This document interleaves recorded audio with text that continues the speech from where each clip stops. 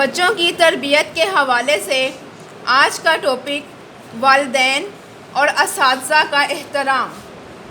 اللہ تعالیٰ کا حکم ہے کہ ماں باپ کی خدمت اور عزت کرو، ان سے ادب کے ساتھ بات کرو، ان کی اطاعت کرو، کوئی ایسی بات نہ کرو جس سے ان کی دل آزاری ہو۔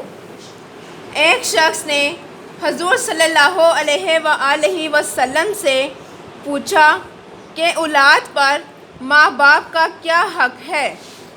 آپ صلی اللہ علیہ وآلہ وسلم نے فرمایا، وہ دونوں تمہاری جنت اور دوزخ ہیں، یعنی ان کی اطاعت میں جنت اور نافرمانی میں دوزخ ہے۔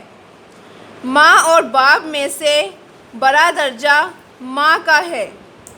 وہ اپنی اولاد کے لیے بہت تکلیفیں برداشت کرتی ہے، دودھ پلاتی ہے، پرورش کرتی ہے، بچے کی تکلیف کو اپنی تکلیف اور اس کی خوشی کو اپنی خوشی سمجھتی ہے۔ اولاد اگر بیمار ہو تو ماں رات بھر جاگتی ہے، دن کو بھی اولاد کے کاموں میں لگی رہتی ہے۔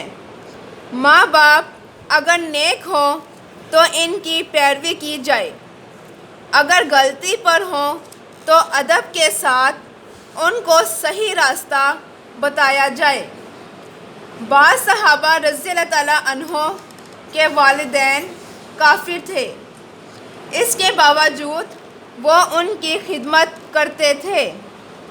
ماں باپ اگر فوت ہو جائیں تو ان کی بخشش کی دعا کرتے رہنا چاہیے۔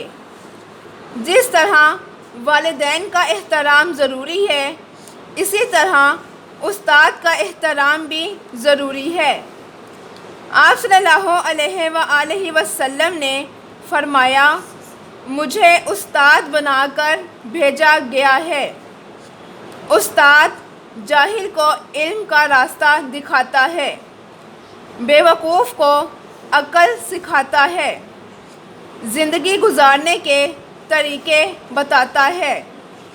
جو طالب علم استاد کا احترام نہیں کرتا وہ ترقی سے محروم رہتا ہے۔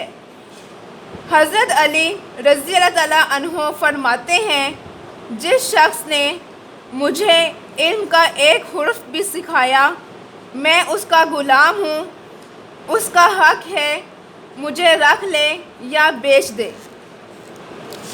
جی